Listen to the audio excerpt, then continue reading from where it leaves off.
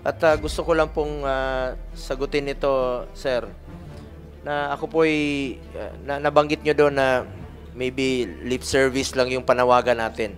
Hindi po ako ganon. Ako po yung taong action agad. Alam nyo ba, sir, ako yung senador na umabot na po ng magkabilang dulo ng Pilipinas. Ako yung senador na hindi makatiis na nakaupo lang sa opisina. Gusto kong pumunta sa inyo. Pinupuntahan ko talaga at action talaga ako. Pinaghirapan na nila to, pinagpaguran na. Ano ba naman yung 3,000, 10,000 sa pawis at sakripisyo ng ating mga health. Kawawa naman to. Kailangan pa ba nilang magmakaawa pa sila sa inyo? Para lang bayaran ninyo? Hindi nyo naman pera yan. Pera ng taong bayan yan.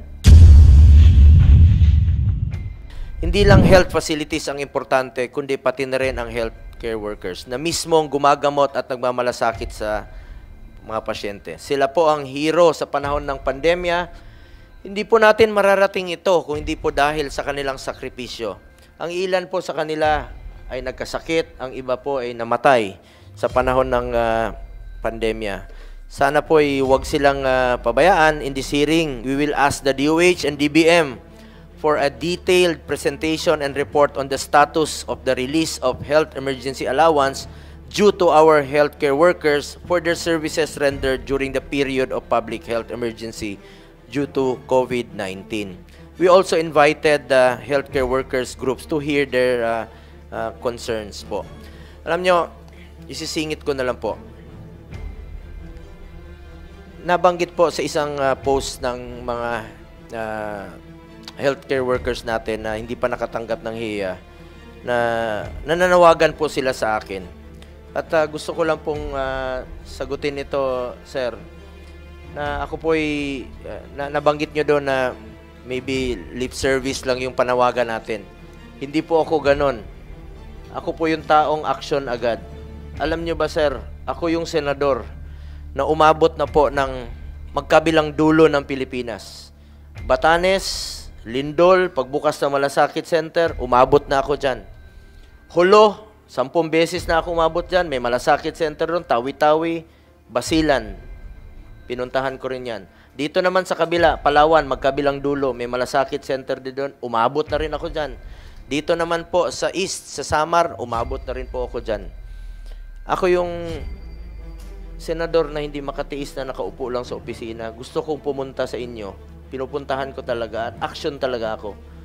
Gusto ko may resulta kaagad. Kaya po tayo narito at gusto ko rin pong ipaintindi sa inyo na kami bilang senador, kami ni Sen. Raffy, ay kami po yung mga mambabatas.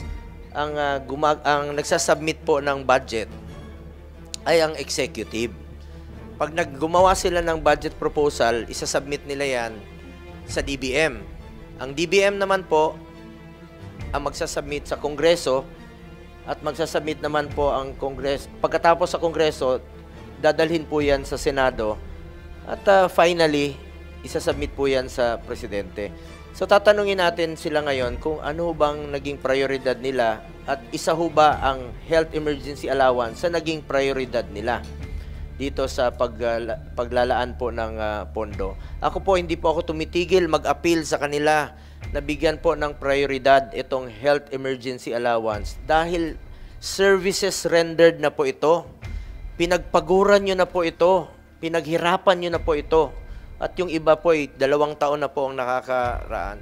So ang tanong dyan ngayon sa DBM, sa DOH, kung isa ba ito sa inyong naging prioridad at magiging prioridad. At appeal ko for the end time, umaapila po ako sa DOH, sa DBM, kung meron naman kayong mga unprogrammed funds na inilalaan, bakit hindi nyo ilagay sa pinaka-tuktok ang itong health emergency allowance, pinaka-priority nyo na unprogrammed funds para matapos na yung obligasyon sa kanila. Pinaghirapan na nila to, pinagpaguran na. Ano ba naman yung 3,000, 10,000 sa pawis at sakripisyo ng ating mga health workers. Kawawa naman to. Kailangan pa ba nilang magmakaawa pa sila sa inyo? Para lang bayaran ninyo? Hindi nyo naman pera yan. Pera ng taong bayan yan. Another aspect we shall also look into is the welfare po nitong ating mga kababayan. No? Health is wealth.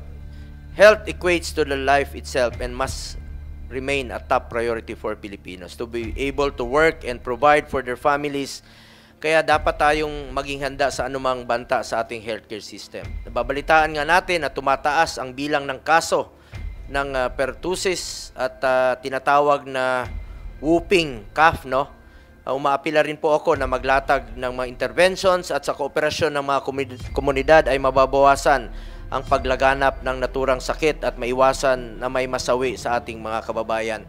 At marami na po mga lugar ang nag-declare ng state of calamity, including Iloilo.